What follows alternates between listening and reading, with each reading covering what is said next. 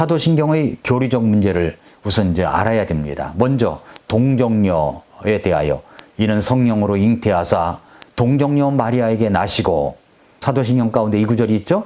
여기에 동정녀는 영어 사도신경을 보면 동정녀가 영어 성경에서 신성을 나타내는 버진으로 되어 있습니다. 영어 성경에서 신성을 나타내는 명사, 즉 하나님, 그리스도, 크라이스트, 성령님, 홀리고스트 등은 단어의 첫 글자가 대문자로 되어 있습니다. 그런데 성경의 마리아는 한처녀, 소문자로 되어 있습니다. 소문자 버진이지 결코 그 동정녀, 더가 붙여지지 않았습니다. 이것은 마리아를 하나님의 어머니로 지켜세워 신성시하는 카톨릭교회에서 나온 심각한 오류입니다. 잘 아시다시피 천주교에서는 마리아가 예수님을 낳은 뒤에 평생을 동정녀로 살았다고 말합니다. 또한 예수님의 남녀 동생들은 그분의 사촌들이라고 주장합니다. 그리해야만 마리아가 하늘의 여왕 겸 사람과 하나님 사이의 친절한 중보자로 들어설 수 있기 때문이죠. 우리말의 사도신경에서 동정녀는 이런 천주교의 이런 사상이 들어가 있는 겁니다.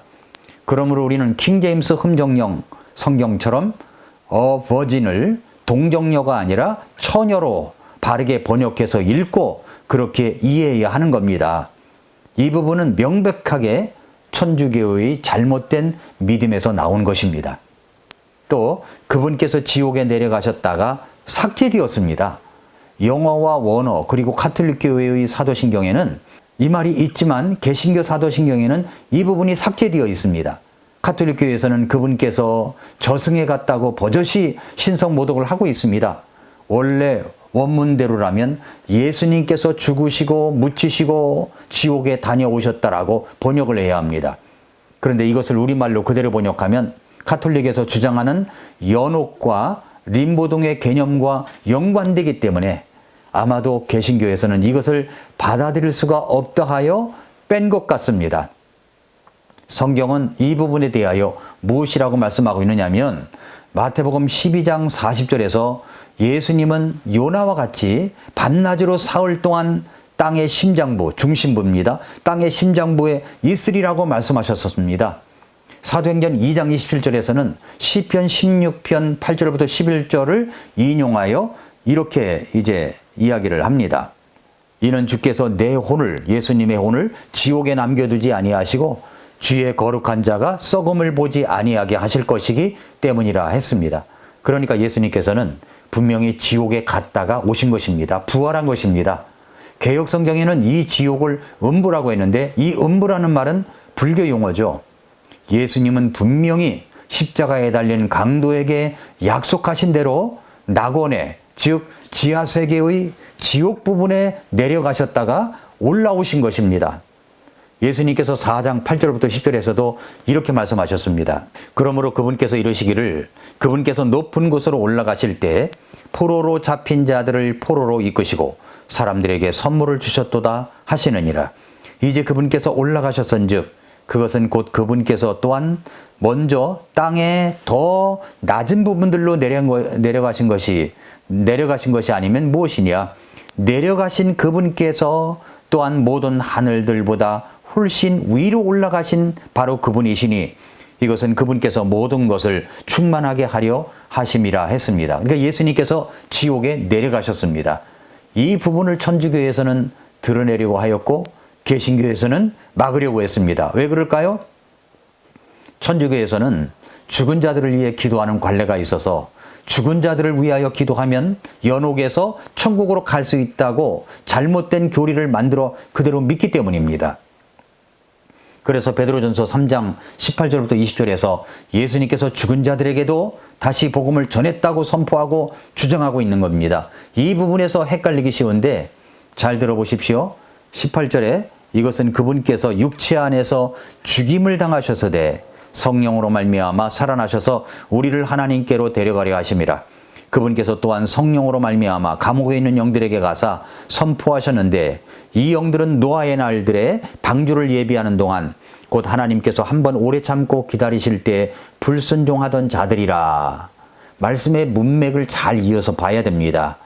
이 구절을 설명하기 전에 먼저 우리는 이것을 확실하게 정리해야 됩니다. 그것은 죽은 뒤에 또다시 구원의 기회가 주어지느냐 하는 것입니다. 죽은 후에는 구원의 기회가 없습니다. 끝입니다. 성경 히브리서 9장 27절은 한 번 죽는 것은 사람들에게 정해진 것이고 그 뒤에는 심판이 있다고 하셨고 죄의 삭은 사망이라고 했습니다. 그 사망은 지옥의 심판을 말하고 있습니다. 부자와 나사로 비유해서 부자는 죽어 즉시 지옥을 갔습니다. 죽은 후에 또다시 기회가 주어지는 것이 아닙니다. 베드로전서 3장 19절을 다시 보십시오. 말씀에 그분께서 또한 성령으로 말미암아 감옥에 있는 영들에게 가사 선포하셨는데, 말씀했죠. 여기 감옥에 있는 영이 누구를 말하는 것입니까? 이 영들은 그 이어지는 구절을 보면 분명히 노아 시대에 불순종하던 자들이라고 말씀했습니다. 창세기 6장에는 노아 시대에 하나님께서 불순종한 세 부류의 존재가 나옵니다. 하나는 하나님의 아들들로 표현된 천사들입니다. 베드로후서 2장 4절과 유다서 6절은 이 천사들이 자기들의 처음 신분을 버리고 죄를 지어 지옥에서 영존하는 사슬에 묶여 어둠 속에 거하고 있음을 보여주고 있습니다. 또 하나는 노아 당시에 죄를 지어 대홍수로 멸망받은 사람들입니다.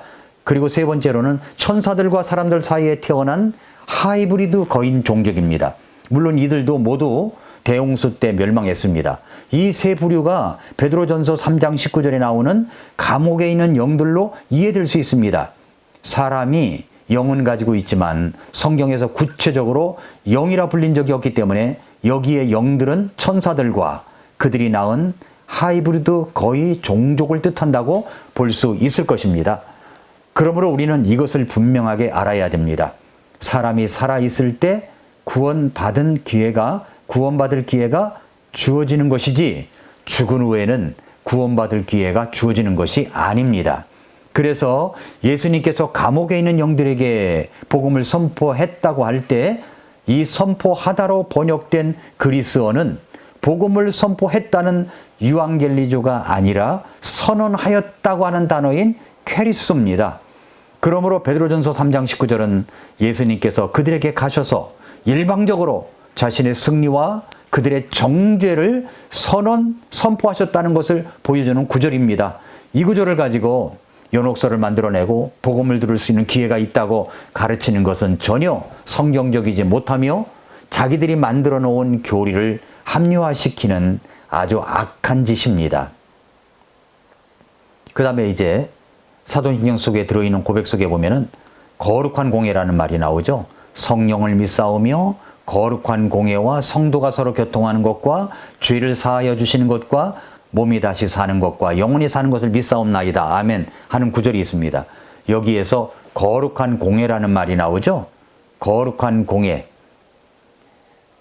영어 사도신경에는 분명히 거룩한 카톨릭 처치, 교회라고 믿는다고 되어 있습니다. 그런데 천주교나 개신교에서 하고 있는 사도신경에는 거룩한 공회로 번역되어 있습니다. 엄밀한 의미에서 공회는 공적인 일을 위한 모임이나 종교회의를 뜻하므로 교회라는 의미가 들어있지 않습니다. 따라서 이런 해석에는 문제가 있는 것이죠. 미국에 사는 교포 2세 아이들, 즉 영어만 할 줄 아는 아이들에게는 이것이 더 치명적입니다. 부모를 따라 개신교에 가는데, 부모를 따라서 이제 개신교에 가는데 주일마다 예배 때 나는 거룩한 카톨릭 교회를 믿는다고 고백해야 하니까 이 아이들의 영적 고통이 얼마나 심각하겠느냐는 겁니다. 그래서 똑똑한 아이들은 부모나 교회에게 왜 우리가 거룩한 카톨릭 처치를 믿는다고 고백해야 하는지 묻는 것입니다. 5세기의 로마 교회 구신조에는 일반적인 표현으로 거룩한 교회, 더 홀리 처치를 믿사오며라고 되어 있습니다. 그러나 8세기의 개정신조에는 거기에 카톨릭이라는 단어를 첨가하여 거룩한 카톨릭 교회를 믿사오며로 되어 있습니다.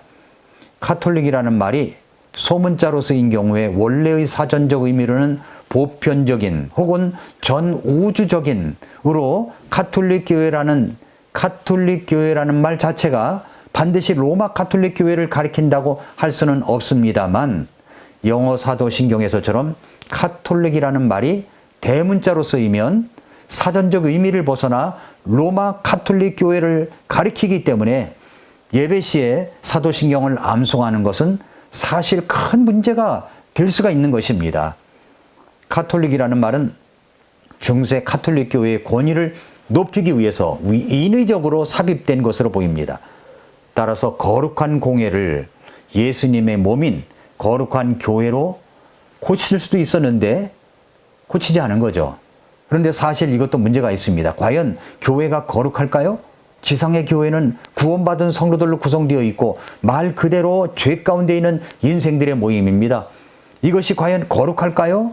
물론 재림 이후에 주님 앞에 설 때는 거룩하겠지만 신조를 암송하는 당사자는 현재 자신이 속한 교회가 거룩한 것으로 착각할 수 있으므로 이것이 역시 바람직하지 않습니다.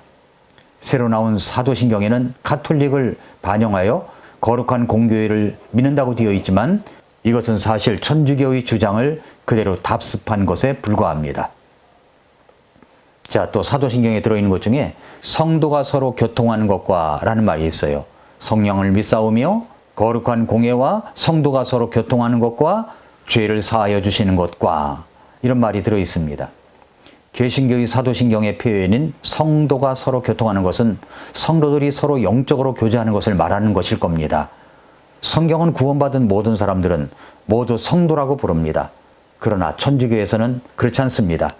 그들이 정한 어떤 특정 인물을 신앙적 영웅인 성인으로 만들었습니다. 그 성경적 의미인 성도를 배격하고 그들이 만들어 놓은 교리로 정한 인물만 성도, 성인으로 만든 것입니다.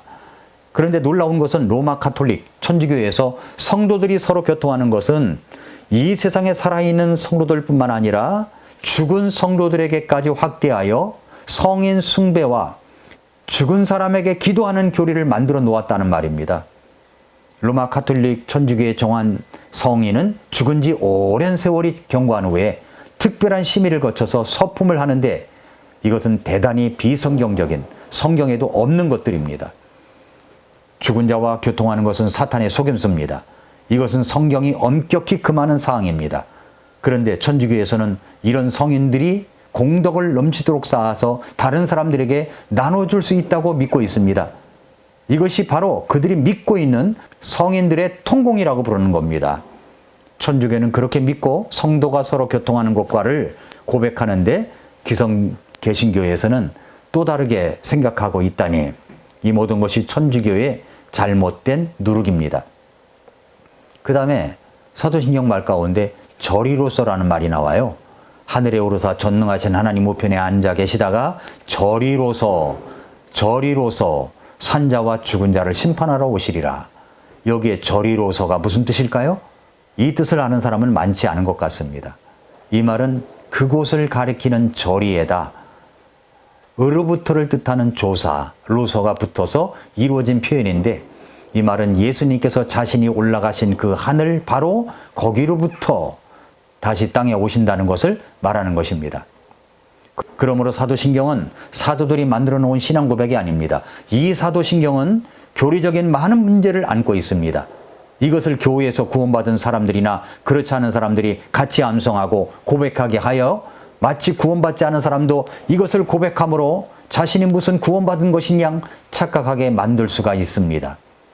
사도신경 고백한다고 암기한다고 구원을 받거나 신앙이 성장하지 않습니다. 사도신경을 하는 교회와 안 하는 교회가 있습니다. 이것을 하고 안 하고가 그 교회가 이단이냐 아니냐를 말할 수 없습니다. 지금은 개신교 어떤 교회에서는 예배 시간에 사도신경을 안 하는 교회도 상당히 많이 있습니다. 우리 근본적 침례교회에서는 사도신경을 하지 않습니다. 왜 하지 않는가를 분명히 알아야 바른 믿음의 정체성을 확립할 수가 있습니다. 오늘도 미라클 모닝입니다.